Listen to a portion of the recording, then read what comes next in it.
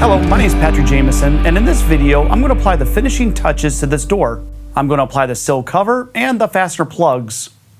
Inside the Ziploc bag, you'll locate a package of fastener plugs. The fastener plugs are going to get pushed into the pre-drilled holes of your frame to hide the fasteners.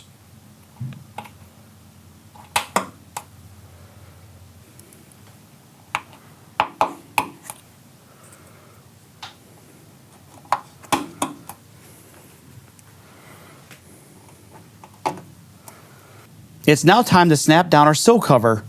The sill cover will fit in this channel and be pressed down to snap in.